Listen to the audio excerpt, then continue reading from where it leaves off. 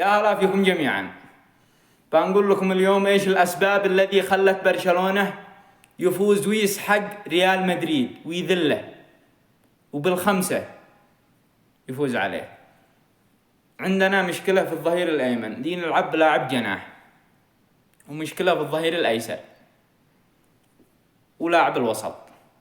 نحتاج احنا ظهير ايمن وظهير ايسر ولاعب وسط زيادة. نفسي أعرف ليش فينيسيوس ما يضغط على اللاعبين ولا حسه مش عند اللعب.